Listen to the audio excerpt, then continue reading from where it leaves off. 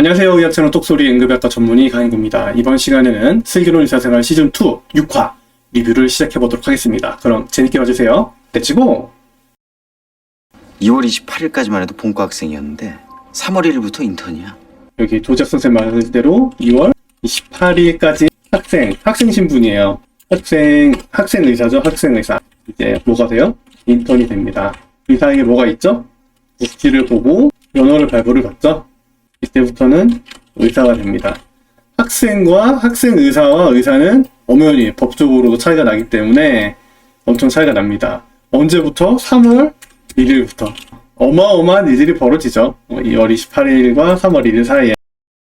선생님도 인턴 때 사고 많이 치셨어요?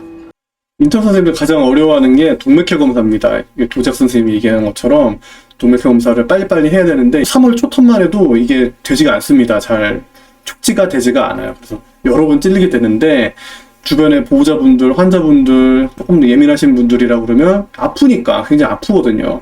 그래서 어쩔 수 없이 눈총을 받게 되는데 이것만 하고 딱 끝나면 돼야 되는데 다른 환자들도 있기 때문에 또 가서 이런저런 처치 드레싱이라든지 동맥혈 검사 또 해야 된다든지 L튜브라든지 혈액 배양 검사라든지 할 게 너무너무 많기 때문에 인터넷에 없으면 병원에 돌아가지가 않거든요.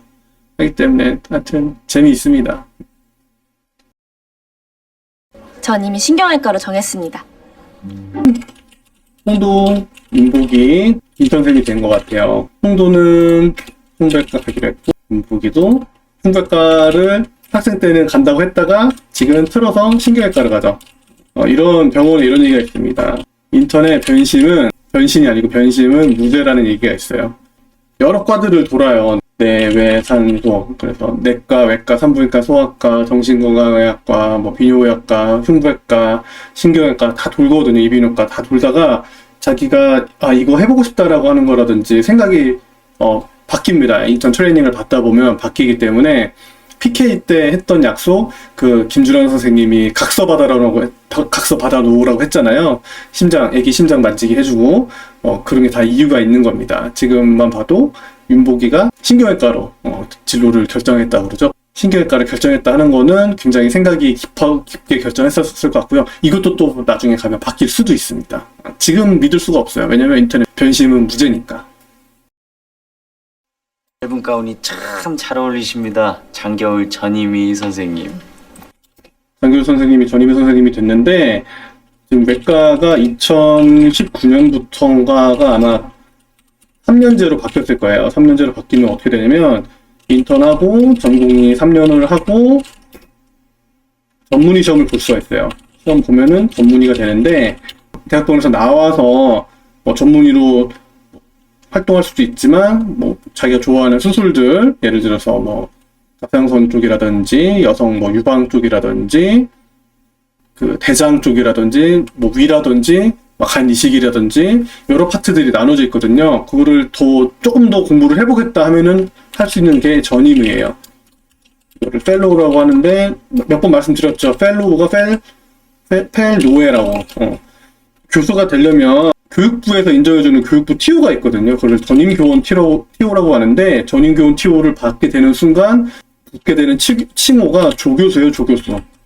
그 다음에 부교수, 그 다음에 교수를 달게 되는데 보통 펠로우만 돼도 그냥 교수 소리를 듣죠. 일반인들은 잘 모르기 때문에 교수 소리를 듣지만 전임교원 이후부터 실제적으로는 교수 직함이 맞다고 생각을 하고 그거마저도 교수라는 칭호가 딱 명찰 보셨을 때 붙어있다 그러면 이분은 최소한 15년?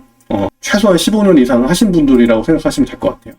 조교수는 전임교원 펠로우를 한 1년에서 길게는 5년 이상 하시는 분들도 있는데 서울의 대학병원들에서 빨리빨리 전임교원을 주지 않기 때문에 이렇게 펠로우를 오래 하다가 그만두시고 나가신 분들도 있고 만약에 교육부 TO가 나와서 조교수가 되신 분들은 조교수도 한 4, 5년 정도 하고 부교수도 6, 7년 이상 하시고 난 다음에 교수가 되고요.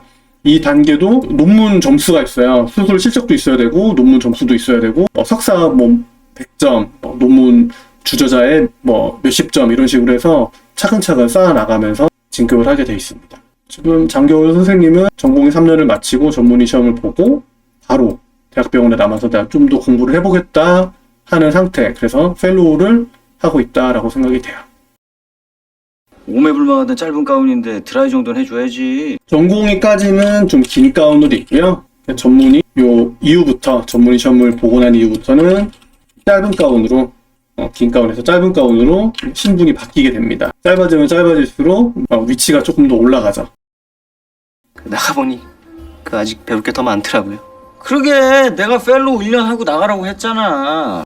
실제로 필드에 나가면 그런 느낌이 딱 들어요. 이제 인턴이 바로 의사 면허를 따는 거잖아요. 근데 의사라고 해서 다 아는 게 아니고 모르는 영역이 더 많죠. 전공의 4년을 마치고 딱 필드에 나갔는데 내가 나 이 정도면은 전문이니까 알겠지라고 하는데 그렇지 않는 거죠. 그것보다 더 다양하고 어렵고 더 배워야 되는 부분들에 대해서 여실히 느끼게 됩니다. 그렇기 때문에 펠로우를 나눠서 하는 거죠. 지금 용성민 선생님 같은 경우에는 돈을 벌러 나갔다가 다시 내가 부족함을 느끼고 공부를 더 해야 되겠다 해서 다시 펠로우로 들어온 상황으로 보여요. 내가 있어, 그 돈. 오빤 몸만 와. 이런 게 걸크러쉬? 인턴은 다 필요 없어. 교수님이 하라는 대로만 하면 돼. 맞습니다. 인턴은 다 필요 없어요. 교수님이 하라고 하면 되는데 그것마저도 제대로 못하는 게 인턴이죠. 그것마저도 제대로 못합니다. 당기라면 당기고 빼라면 빼고. 리차드스는 큰 주걱같이 생겨가지고 배 수술할 때 걸어서 당겨주면 그 수술 부위를 넓혀줘서 보여주는 기구거든요. 양쪽으로 조금 작은 거는 베이비 리차드슨이라고 하고 큰 것도 리차드슨이라고 하는데 하여튼 복부 수술을 할 때 그 수술 영역을 보여주기 위해서 리트랙션 당겨주는 기구라고 생각하시면 됩니다. 인턴생들이 보통 힘을 써야 되니까 이렇게 수술 부위를 벌리고 있죠. 리트랙션 잘하고 있어야 되죠. 이게 또 힘들어서 한두 시간 계속 이렇게 벌리고 있어야 되거든요. 그러니까 교수님들이 가끔 자세 바꾸라고 이렇게 여기 벌리라고 알려주시면 거기 따라서 가야 되는데 땀이 막 줄줄줄 흐를 때 있죠. 그 배를 막 인위적으로 벌려야 되니까. 지금 이렇게 목으로 혈관을 잡고 있잖아요. 목으로 혈관을 잡고 있는 거를 그 중심정맥이라고 해서 갑자기 피가 많이 난다거나 혈압이 뚝뚝 떨어져서 수혈이라든지 수액을 빨리 급하게 많이 줘야 될 때 말초 혈관으로는 줄 수 있는 용량이 한계가 있거든요. 그렇기 때문에 중심정맥은 직접 심장의 그 심방까지 연결이 되거든요. 그래서 빠른 시간 내에 많은 양을 때려 부을 수가 있어요. 그래서 지금 목 쪽에 혈관을 잡은 걸 이제 중심정맥을 잡은 것 같고요. 중심정맥관을 다 잡은 다음에는 저렇게 포터블 엑스레이가 옵니다. 포터블 엑스레이가 말 그대로 이동형 엑스레이예요. 저 중심정맥관을 목으로 잡을 수도 있고 그 쇄골하 정맥으로 잡을 수도 있는데 목이 됐든 쇄골하가 됐든 폐를 찌르는 경우는 외상성 기흉이 생길 수도 있거든요. 그래서 그게 잘 들어가는지 안 들어갔는지 확인하기 위해서 바로 저렇게 엑스레이를 촬영을 합니다. 필라델피아 브레이스라고 해서 목 경추 손상이 있거나 의심되는 환자들은 저렇게 목 보호대를 채워놔야 되는데 똑바로 누워있는 상태 그리고 지금 목으로 중심정맥관을 잡거나 쇄골하로 잡아야 될 때 중심정맥이 필요할 때는 잠깐 풀러서 목 중립 포지션을 잘 유지해 놓고 다시 시술이 끝난 다음에 다시 채우기도 합니다. 자, 다 됐습니다. 수고하셨습니다.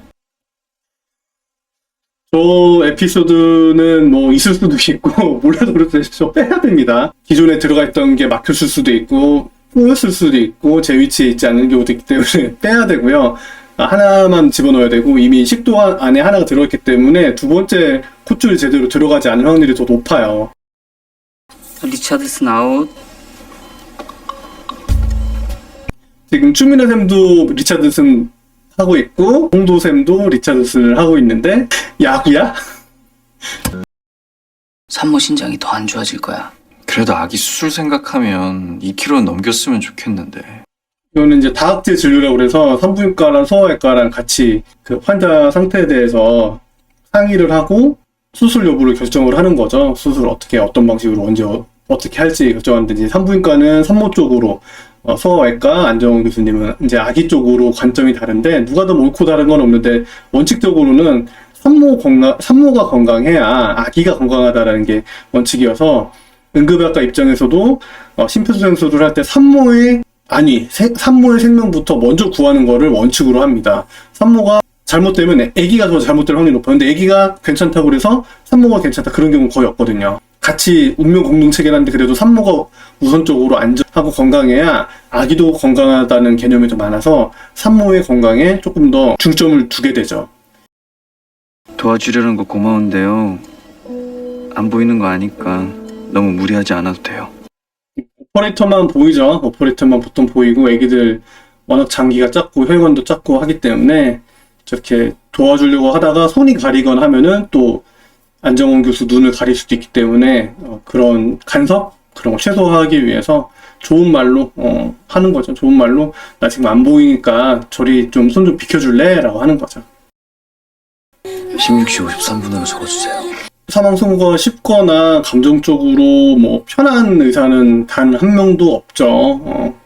그 상황에 충분히 몰입하고 저렇게 울면서 애도를 표할 수도 있는데요. 안타깝지 않은 죽음이 어디 있겠어요. 다들 안타깝고 아쉽고, 자신과 혈연 관계에 있던 사람을 떠나보낸다는 거는 뭐 어떤 것과도 비교할 수가 없는 아픔이 있겠죠. 응급실에서 병동에서 그런 상황들을 참 지나고 보면 의사도 하나의 인간일 뿐이지 감정적인 동물이고, 그 상황에 충분히 매몰돼서 저렇게 애도하고 슬퍼할 수 있는 사람인 것 같아요. 리딩이 있어서 진행이 좀 어렵습니다. 생각한 만큼 잘 안 됩니다.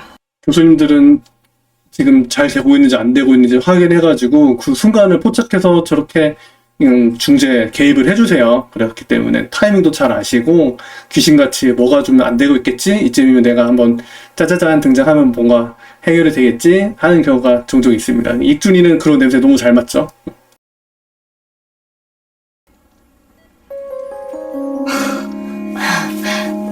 별 뜻 없습니다. 안정원 선생님 정도면 충분히 인품 좋고 보호자분들이 원하는 그런 멋있는 사람이 될 수 있다고 생각이 되네요. 자, 오늘도 즐거운 슬기로운 의사생활 리뷰였고요. 다음 주에도 또 만나도록 하겠습니다. 다음에 봐요. 안녕.